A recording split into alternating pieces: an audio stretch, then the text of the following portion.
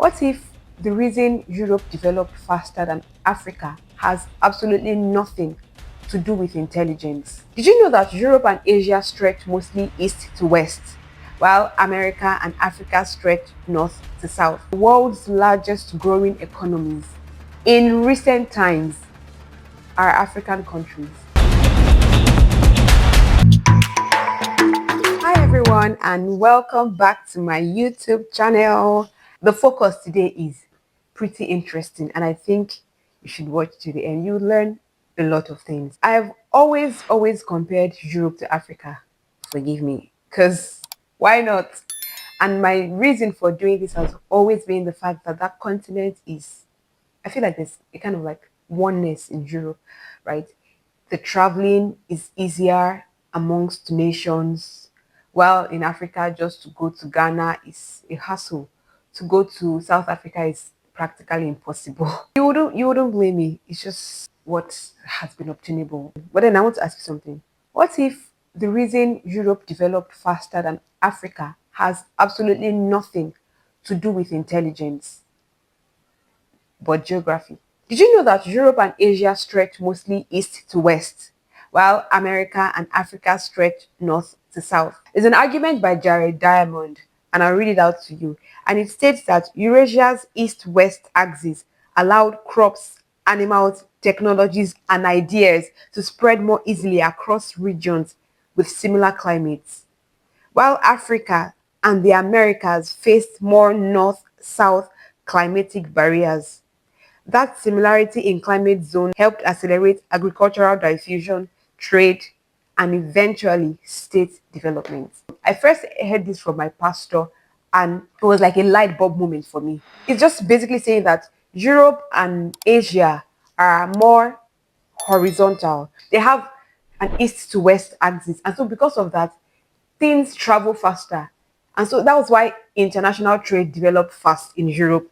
Ideas, development, everything was just very fast because they had similar landmass.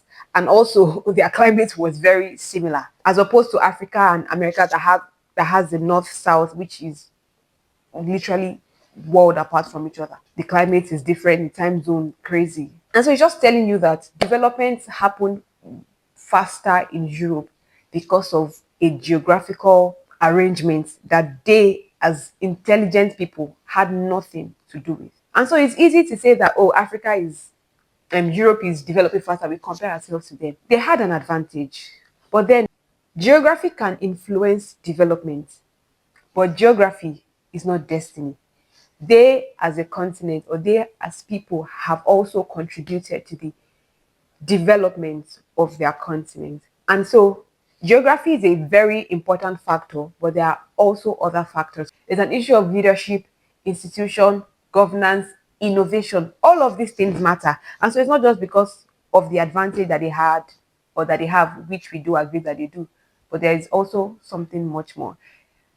And I just thought of this thing. If America can develop regardless of the north-south axis, it means that we as Africans also can develop, because history can explain where we are, but it cannot dictate where we're going. There's hope for us. There is definitely light at the end of the tunnel. Because did you know that the world's largest growing economies in recent times are African countries? I I didn't make it up. It is a projection by IMF, and they project that Africa's overall economic data is outpacing the global average. It means that Africa is developing rapidly. I don't know what we're doing, but we're definitely doing something right, something that is calling for the attention of institutions all over the world. And this expansion, this growth is driven by an increased demand for minerals, the ease of inflation. So inflation is being eased across the world. And wait for this part, a booming youthful workforce. I don't know about you, but I just heard my name in there. And it's just an encouragement because the larger part of the African population are youth, and we're advantageous to the continent. So whatever we're doing, our innovations, our contributions is extremely important and pivotal to the African continent. So keep doing it. Whatever it is you're doing, keep at it. Your impact, your work is being appreciated and it's contributing to the growth of the economy. But then there is a but, two buts actually. And one of it is the fact that despite this increase, despite this growth on the continent, there is still structural fragility. Our structures are still very fragile. So it means we're building, but the longevity of what we're building is not still guaranteed. It can crumble at the sight of any disruption. I don't know what you think about that, but I think it's a call to action for every single person that is building and is innovating on the African continent. We must learn to build the capacity to drive consistent performance. And the other part of it, right? While in building, just developing systems generally, I'm an advocate for focusing on one aspect, and when that aspect is fully formed, move to the other aspect. But I'm afraid that while we focus on one, that one that we have developed and focused on might be used as a ransom for the part that we haven't fully developed. This is what I mean.